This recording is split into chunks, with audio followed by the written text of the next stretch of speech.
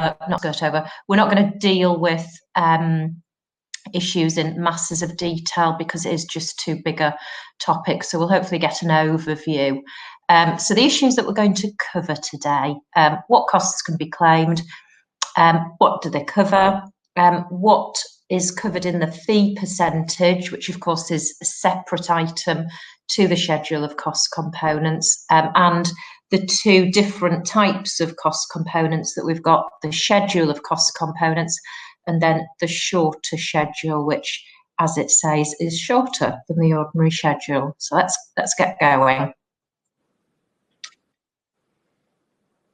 Okay, so first of all, when would you use the schedule of cost components as opposed to the shorter schedule? Now, this is all based on NEC 3. It works also for NEC 2 if you're still using that, doubtful. I'm going to touch on at the end how all of this has changed in NEC 4, which I would expect you might be starting to use. Or I think you probably will, certainly in the next 12 months or so. So when do you use the schedule of cost components? Well, when you are working under options C, D and D, so they are C and D are the pay and gain contracts, the risk sharing. Option E is the reimbursable. So basically, as you go along with all of those contracts, you are claiming on your interim basis, so typically monthly, your actual costs. And that's what the schedule of cost components does. It sets out, it pretty much lists the categories of people, machinery, plant, etc., that you can claim for as you go along. Now, obviously, with options C and D, there's then the day of reckoning at the end of the project as to whether you've come in under target based on the applications based on the schedule of cost components or over target, and whether there's going to be any bonus paid or alternatively money being paid back. So the schedule of cost components is part of the defined cost. So basically how I tend to look at this is it's your actual cost, the actual cost of your work, but always subject to the schedule of cost components. The contractor in the schedule of cost components doesn't include the subcontractor works. Subcontracted works are specifically covered in defined cost, so you need to bear that in mind.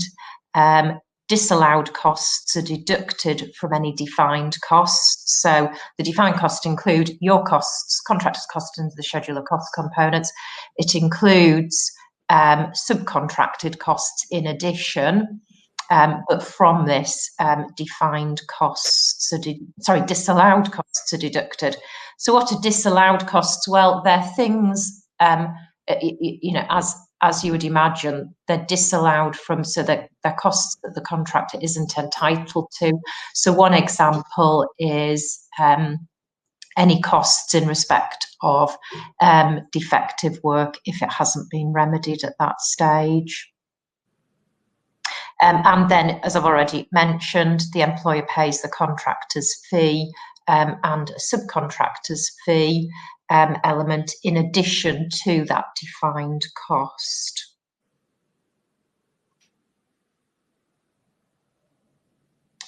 So when do you use the shorter schedule of cost components? We use this for options A and B, contract options A and B, which sort of makes sense if you use the other one for C, D and D. So what's A and B? Well, they're effectively the fixed price contracts. So as in contrast to C, D and E, where you use the schedule of cost components to price your works as you go along, for A and B, the shorter schedule is only used for compensation events.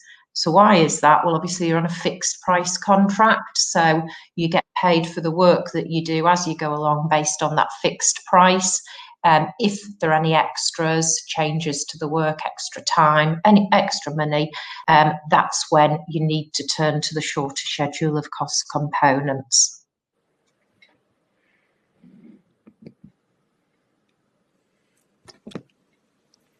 Another instance when you can use the shorter schedule is if the project manager and the contractor both agree to use it for options C to E. And also, if the project manager makes an assessment of a compensation event, then the project manager is entitled to use the shorter schedule of cost components. Which I must say, I always think is a little bit unfair because it seems a bit arbitrary, but that's what the contract says.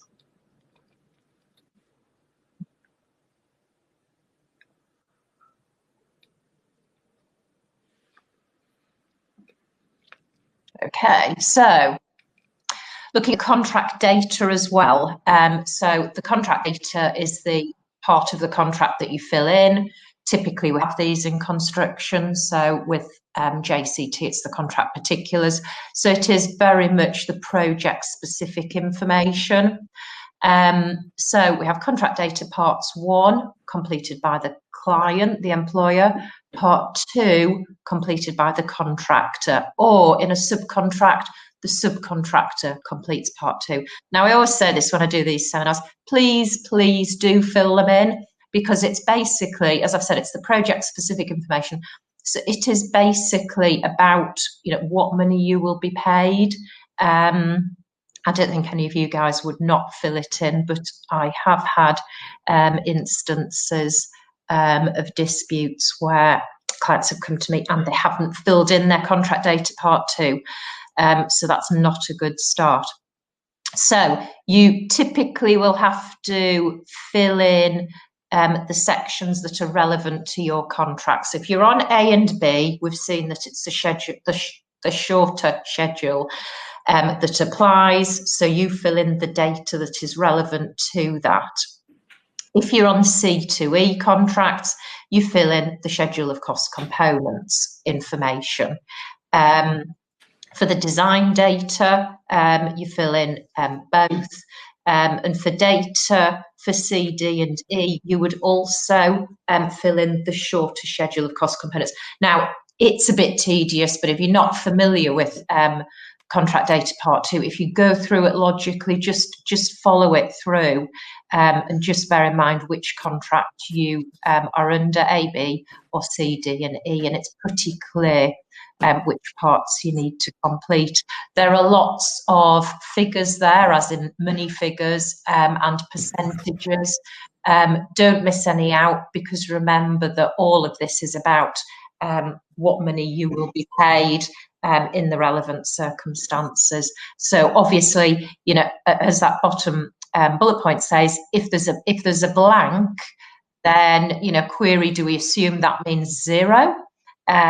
Possibly. I think you would struggle if there are blanks, and you do need to make claims under those items.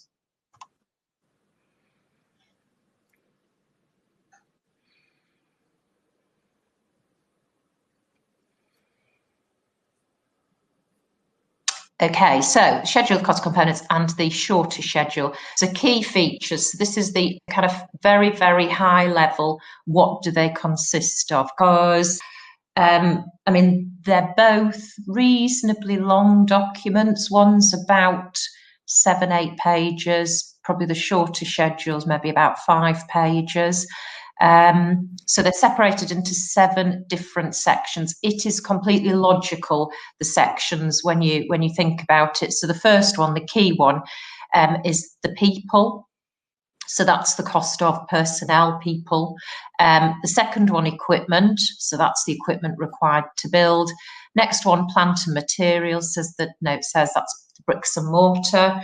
The next one, so number 4, is charges. Not quite so obvious. I'll come back to that one. Next one is any manufacture and fabrication. So that's off-site manufacture and fabrication. Probably unlikely that you guys are going to be involved in that unless you are involved in some manufacturing construction work. The next one, so the penultimate one, is design. And this is for off-site designers. Obviously, most designers will work off-site. So that's to cover any extra fees they have, or any fees they have actually in the case of options C, D and E. And finally, insurance. I'm not going to deal with insurance because it's not particularly relevant. It's to do with how money is to be allocated if there is an insurance claim made during the project and the insurers make a payment, so who gets the money, etc. So it's not relevant to this. Please do not think that this entitles you to claim insurance premiums under this section. It doesn't, and I'll come back to that. Insurance premiums are covered within that fee percentage that we looked at earlier. So a couple of points. The people, it says that they're in working areas, so that's as distinct from the site. The site is defined in the contract, and that typically will be, the area where the construction work is being carried out. Working areas typically might be wider, so really it's the areas where the people who are involved in the construction are working. So, for example, you may be, if you're on a greenfield site building, that would be the site, but you may be allowed to use, say, adjacent premises and adjacent site to put up site cabins, etc. So that would need to be included in your working areas if it wasn't part of your site. The other one is charges, it's a bit of a funny one. It's basically consumables, so electricity, water, etc. It also includes some small elements of what you would typically categorise as equipment. So it includes a lot of the kit that goes into your site cabins, although your site cabins are actually part of the equipment. And it, as it says there, includes some small tools as well. So that's it high level.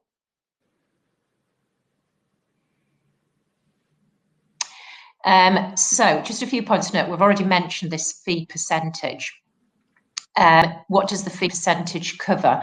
Because effectively what you do is you work out your defined cost. So the defined cost for A and B relates to compensation events, extra work. So you look at your shorter schedule of cost components, you cost it in accordance with that, and then you apply the fee percentage to it. With options C, D and E, obviously it's not just for compensation events, it's for the work throughout the project. Again, you use the schedule of cost components this time to calculate what you're entitled to. That's part of your defined cost.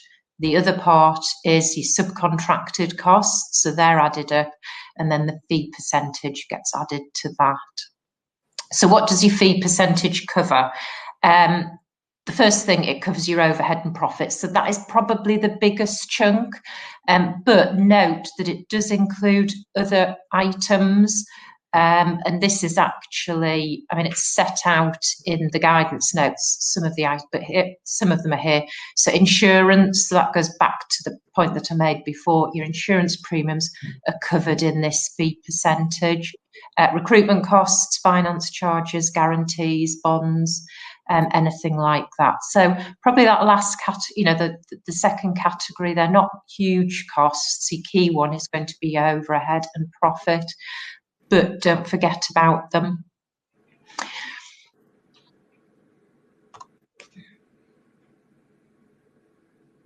That last point, I'm just trying to speed up the slides a bit.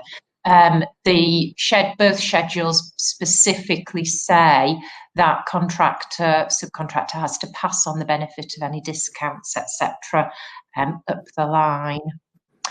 Right, so compensation event, very, very quickly, because hopefully you should all know this. Compensation event, it's the trio of expense. So in any see that's all wrapped in one claim. So please don't forget about any of those elements.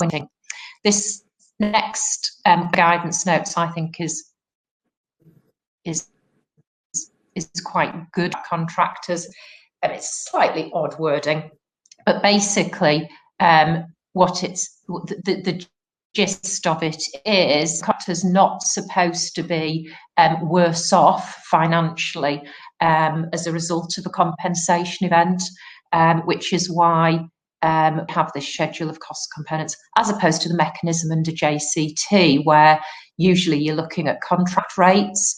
So, for example, that can not be a great position for a contractor if, for example, the contract rates, if we're looking at contract rates for materials, and cost of materials has gone up, the cost of labour has gone up, something like that, potentially it means the contractor's doing the work but not recovering all the money that it should do. Right, we've already been through this, so these are the 7 headings. A slight spoiler alert with regard to NEC 4, we actually have 8 headings in NEC 4, and what has been added is subcontractor costs, which I think will make things a lot easier, a lot slicker, and a lot easier for it to understand if you're not familiar with NEC, because as you'll have gathered, the whole thing about disallowed costs and having the subcontractor element of them for C, D and E outside of this schedule of cost components, I think is just a bit confusing, because at the end of the day it's all money, isn't it? So okay, just some comparisons and general points about the schedule and the shorter schedule. They both have the same 7 headings. For both, they specifically say that you can only, unfortunately, you can only include one cost component in one of the headings.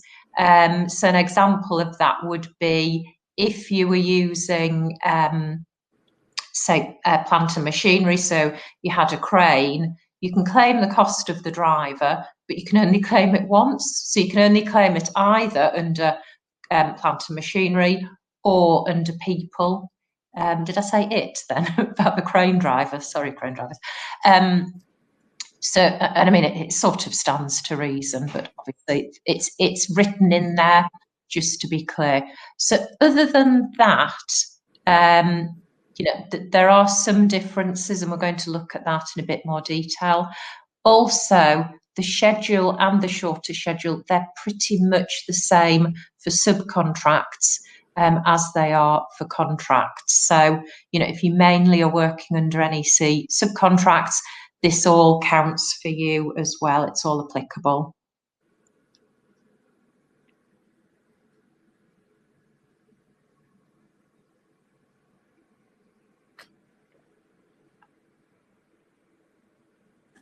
There's always a delay as these slides move over, and every time I think my computer's going to freeze.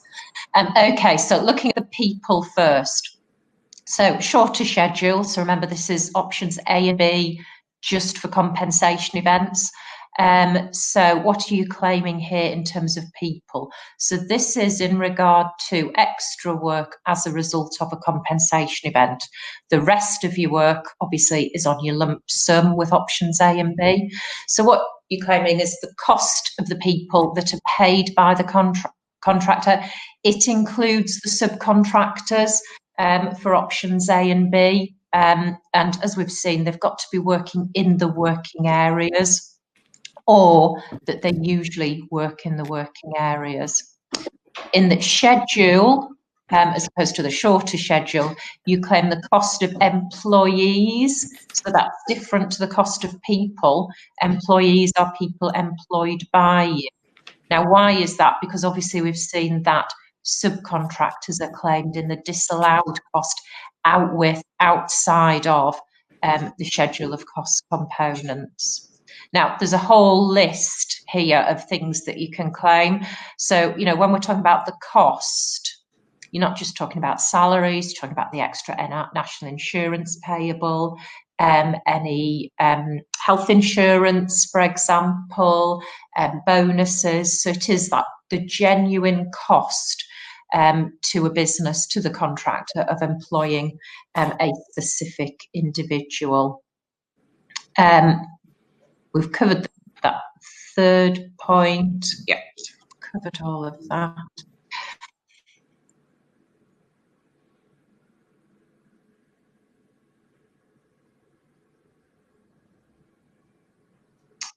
People continued. Yeah, so just remember to make sure everything is included, because there's a default position that if you can't claim a specific cost under the schedule of cost components, then you're deemed to have included it within the fee percentage, which sometimes does cause people problems. Just note the schedule of cost components at 12C, one of the items that you can claim for is working in special circumstances. So that could be working at height, shift allowances, food allowances. So that's kind of quite a nice example as to, the detail, the items that can be covered. In some ways it's quite good that it's prescriptive. In other ways it's not, because it doesn't give much wriggle room if a particular item isn't covered. And it also just makes it, I would imagine, quite time consuming working out what that cost is by the time you've added up various food allowances, for example. So overtime rates, overtime costs are payable if they relate for contracts A and B to the compensation event, and for C, D and E if they relate to the work generally being carried out. But, and again, this is what we see a sort of series of checks and balances in here. So overtime is payable, but it's providing that the work couldn't have been carried out by other employees who were on site on their ordinary rates. So this is to avoid a situation where certain people are working overtime and getting paid and others are sat around doing nothing, and poor old client has to pay for everything. So it includes the cost of third-party labour at cost again, but again, checks and balances, it's at cost, but that it's on open market rates or competitively tendered rates, which is fair to both parties.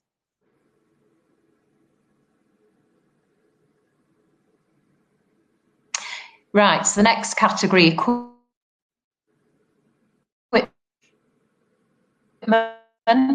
So, this is plant and machinery, basically. It also includes the cost of accommodation, so site accommodation, etc.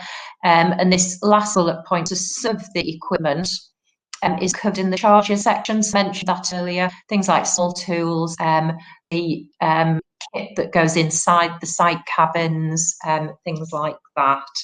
And how that's dealt with, because as you can imagine, talk about going into detail, what's the, I don't know, take it to an extreme example, the cost of having a hammer on site, if you still use hammers. This is the DIY construction world. Working out costs of really small items is just going to be a bit tortuous. So how we do it is a percentage, and the percentage that you claim is based on the cost of the people that we've just looked at times the percentage. Now, where's the percentage? The percentage is what subcontractor will have included in the contract data part 2. So that's why when I said it's important to fill in the contract data part 2, it is important, because if there's no percentage figure there, I guess it's a 0%, which on my maths comes out at £0, which isn't right. I would say on that point, just whilst I'm waiting for the slide to move, that is one of what I think the unfortunate things that is coming out of NEC for this, using the charges percentage figure, which I think will be problematic because it means you're going back to actually claiming individual costs for these small items, which I think would be pretty counterproductive, to be honest. So, shorter schedule of cost components, the equipment. So what do you get paid for your equipment? Well, it's at the rates listed in the contract data. So that's the contract data. So you can have a published list, and also there's provision for inserting specific items if they're not in a published list. So the items 21 and 22, this is numbering within the schedule, or in this case, the shorter schedule of cost components. It's just for ease of reference if you're looking. If this weekend you choose to read through the shorter schedule of cost components, particularly what people use at 21 is the seeker rates, which I believe are very reasonable rates. And then other equipment is paid, it's priced at competitively tendered or open market rates. And that's item 27. We've already seen that wording, again, part of the checks and balances so that it's not an open checkbook for the client.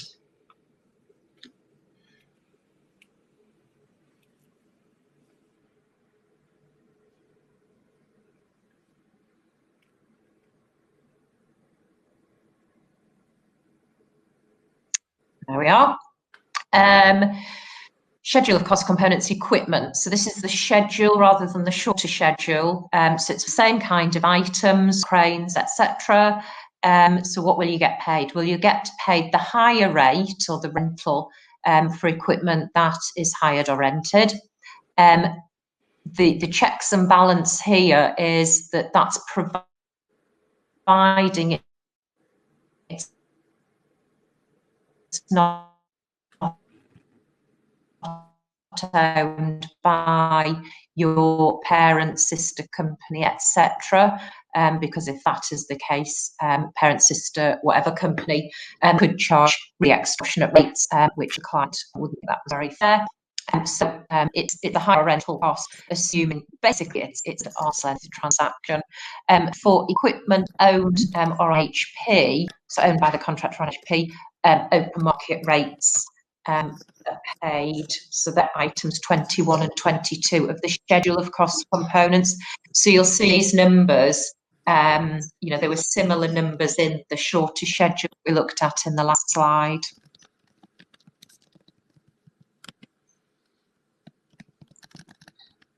So the next slide, if it will appear.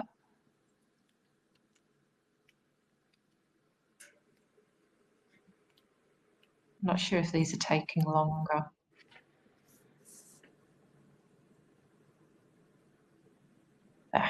Right, so it's still on the schedule, still on equipment. So these are probably going to be very rarely used. So payment for equipment purchased specifically for the works which are the subject of the contract.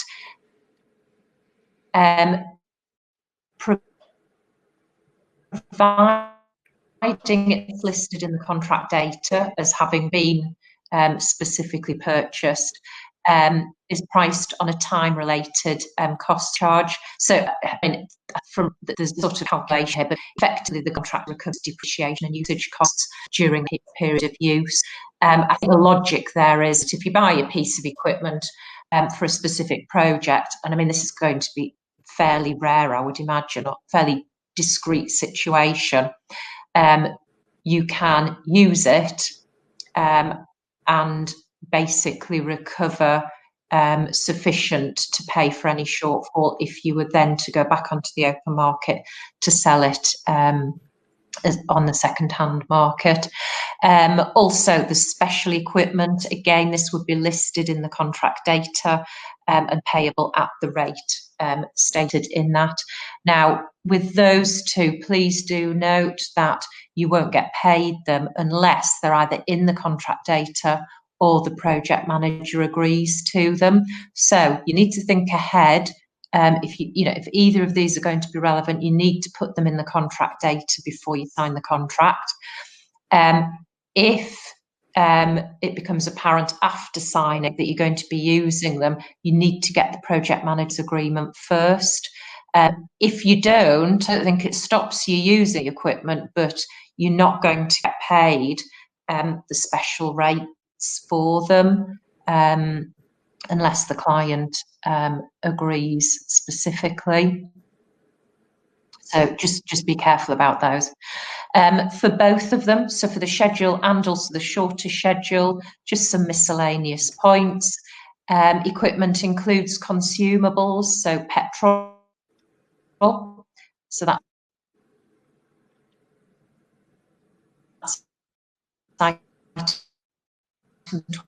25 of both of the schedules for when you're reading it this weekend.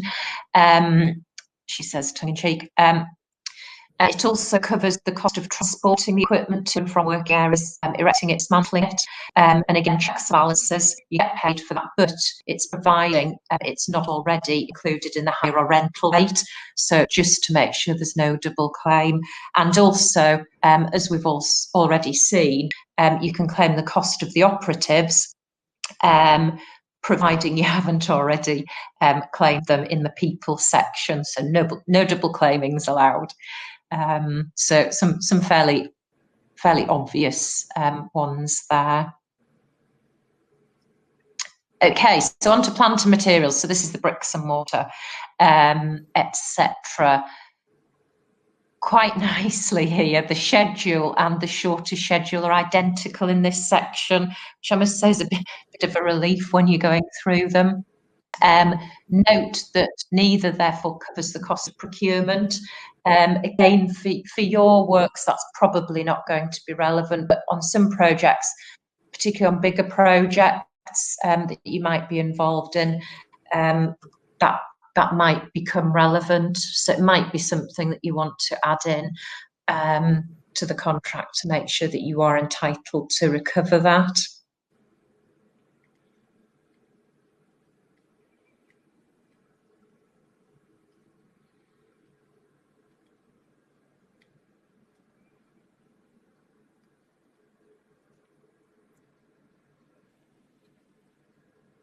Oh, these slides are getting slower.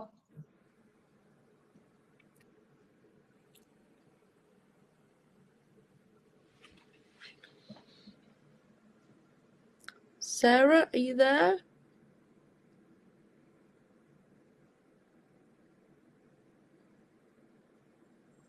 I am. Can you hear me?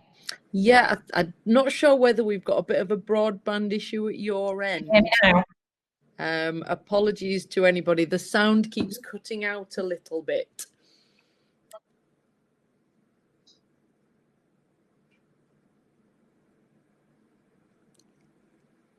Right. Right, I can hear you again now. That's fine. I don't know whether that's why you've got a bit of a delay on the slides as well. Can you hear me now?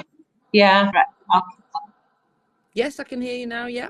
Yeah, I think it maybe is. Shall I keep going and just jump in? Yeah, that's fine. That's fine. So apologies to anybody. It's just a mild internet issue that I think we have at the moment. A bit pointless. Okay, so plant and materials.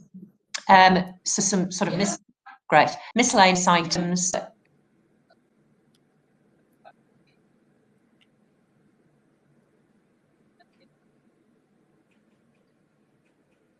Okay, I'll just keep going then. So it includes payment of delivery. So as with the equipment, it covers payment for delivering to and from the working areas. removing packaging, etc., sampling, testing. So, you know, from that, again, you know, nice examples of how detailed this kind of list of items that you can claim for. Again, checks and balances, contractor provides a credit for payments received for disposing of plant and materials. So that's meant to deter contractor from over ordering, but equally as part of this checks and balancing, the contractor is entitled to be paid for removing stuff from a site where it hasn't unreasonably over ordered. Right, so the next item is this funny one, charges. It's not defined in the contract. It's not a defined term. I think of it as consumables.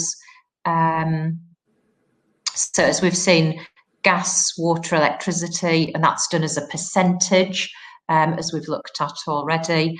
And it also includes payments to public authorities, which is why, you know, I kind of think of it as a sort of miscellaneous selection of charges that don't kind of fit neatly into any other section.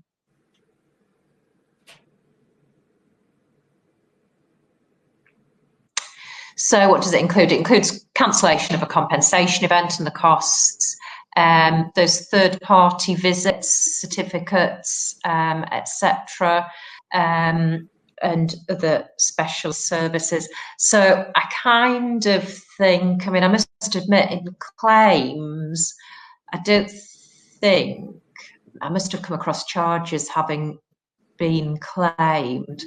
But I don't think it ever really amounts to big sums of money. Having said that, of course, you know, obviously every little helps. And if you don't claim it, it's going to be eating into your profit. So it excludes accommodation, as we've already seen, site cabins.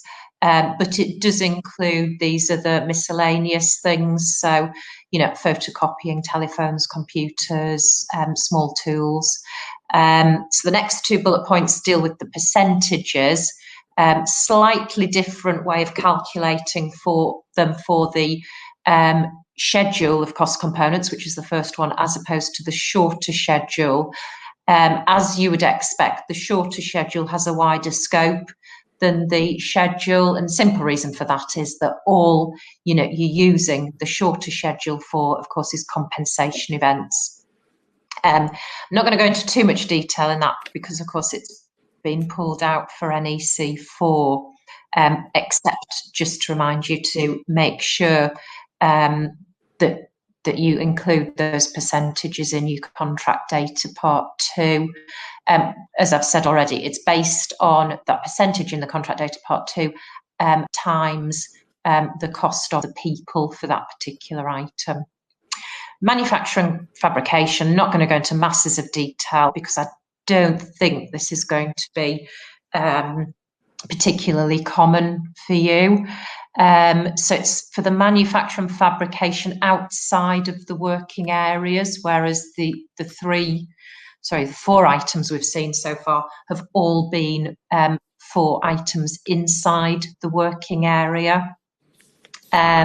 So the contractor recovers sums paid in the shorter schedule, and in the schedule, it recovers hourly rates as set out in the contract data, part 2, which is again why it's important to fill it in, plus the overheads calculated as a percentage of that figure. So again, another percentage figure needs to go in there to cover the overhead and profit for that element.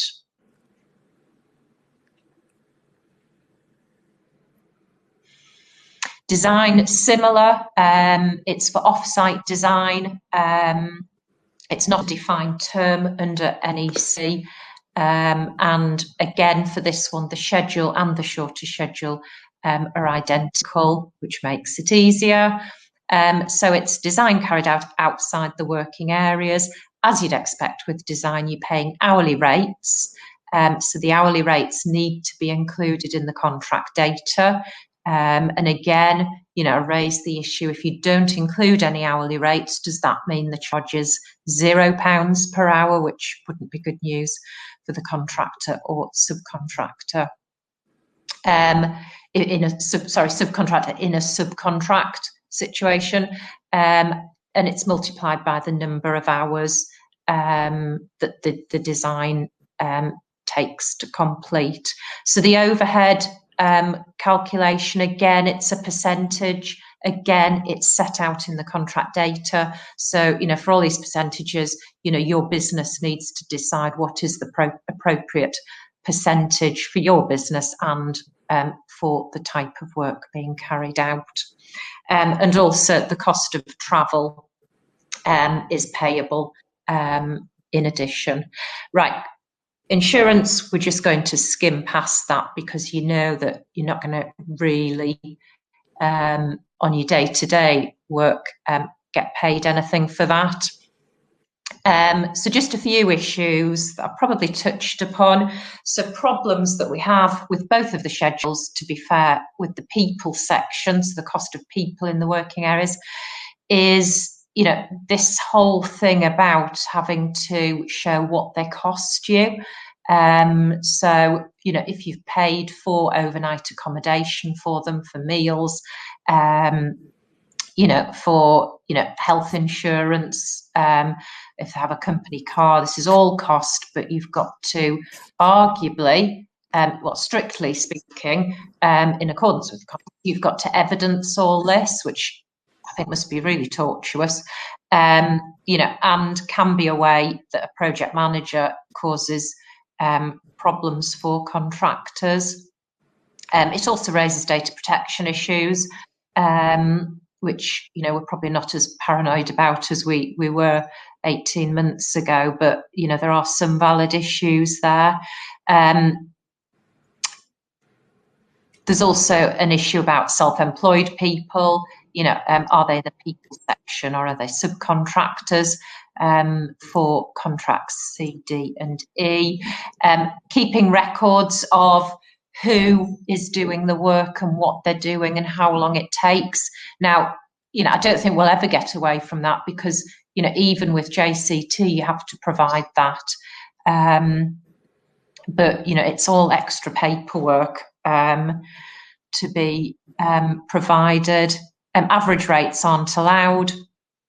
And also, issues about who's included within the people category and who's included within that fee.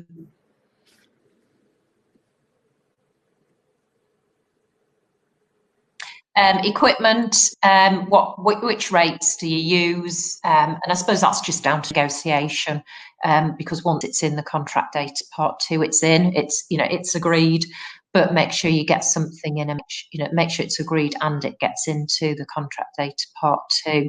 And again, it's all about, proving the cost, but also proving the allocation of that piece of equipment to a particular task on site. So specifically, or particularly for, say, a compensation event under option A, you already have a piece of equipment on site.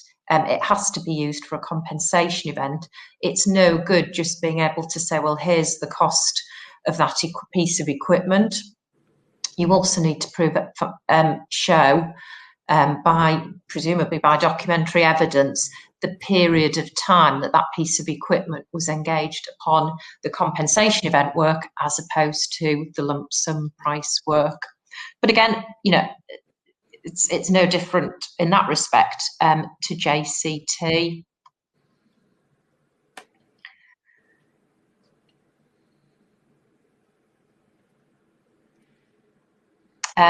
Problems with the plant and materials in both. Again, very, very, very similar issues. So NEC4. So just a couple of kind of miscellaneous things here, actually. These are new compensation events in NEC4. So the first one is number 20, which is the contractor's cost of preparing a quote for a proposed instruction in circumstances where the project manager doesn't accept it. So that is a very, very discrete area. So it's a quote, so that's number one. It's got to be for a proposed instruction, not an instruction as such. So this is the proposed instruction is the scenario where project manager thinks it might like certain work doing, which is going to be a compensation event. So they issue a proposed instruction, basically to get the work priced and then decide, do they want it, don't they? So it's got to be a proposed instruction, not an instruction generally. And the project manager has then got to say, actually, not accepting it as you were, carry on with the original scope of work. And also we've slightly confusingly, we've got this new CE 21, which is basically allowing extra compensation events to be included in the contract data. I can see why you might want to do that rather than have it in a Z clause, particularly if you haven't got any other Z clauses, just jot it down in the contract data. But I just think I don't know, it just makes it a bit more confusing. Okay, so coming back to the schedule of cost components and fee, and I've already covered some of this. So first of all, what we're going to look at is what has been added by NEC4. So I've already mentioned the subcontractor section. So we've got a new section in the schedule of cost components and the shorter schedule that details the costs to be paid to subcontractors, which I think is going to make things a lot clearer, more easy to understand.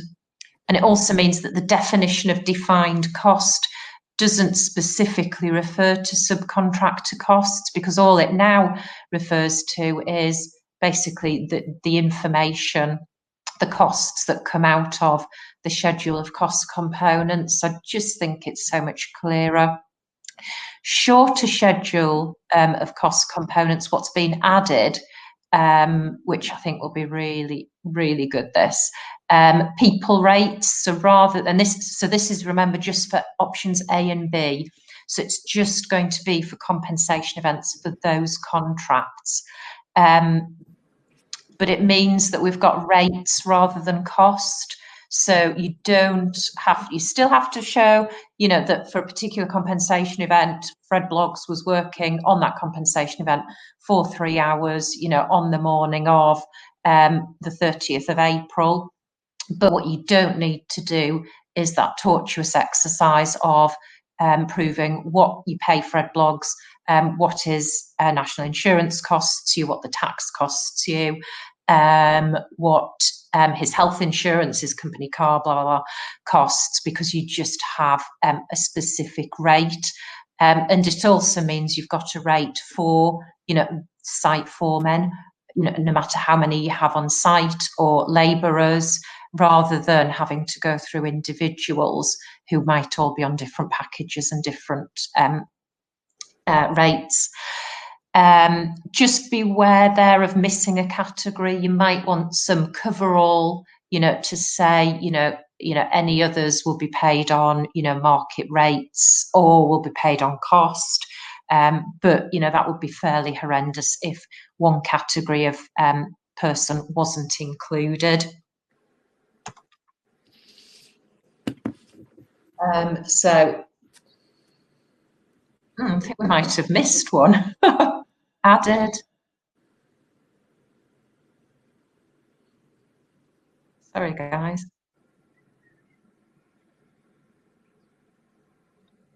Yeah, sorry, I missed this slide.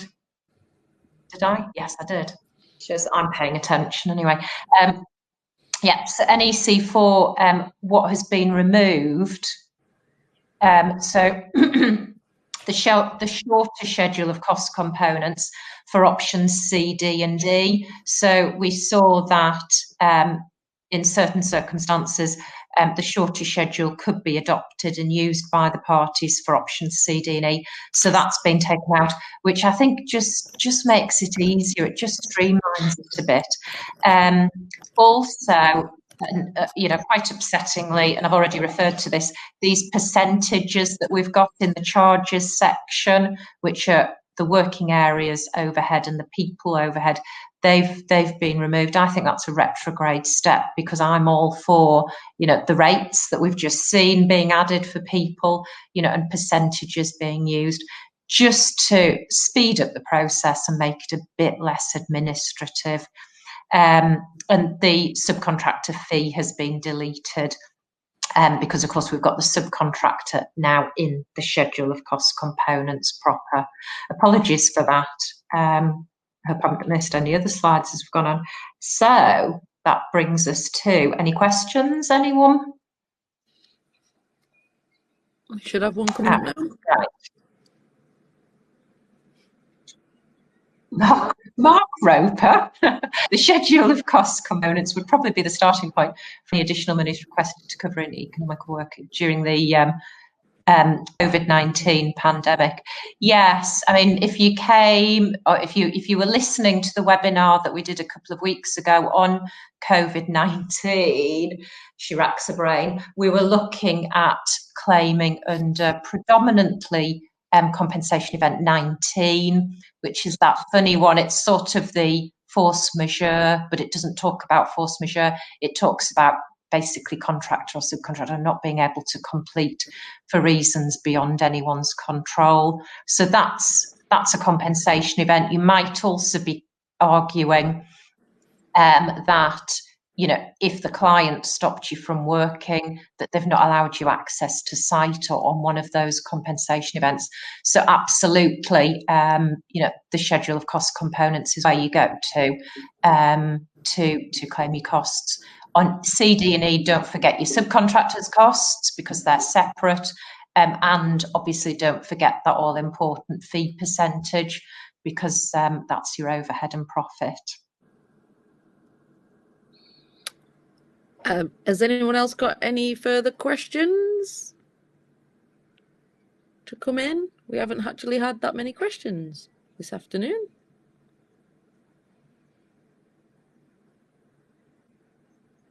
No? What I would say is I tried to amend the slides, so you'll have noticed that our firm's been taken over by Knights, so we've got a new house style. So somebody did the slides for me, and I tried to amend them to put my email address on, as I usually do, so that if you have any queries, you can email me. And somehow it hasn't saved, so I suspect that's not supposed to happen. We're not supposed to have our emails on. But it's if you want to email me questions, that you might think of in the next week or so, it's sarah.wilson at knightsplc.com. So it's really easy, Sarah with an H, and I will come back to you if you want to do that. Okay,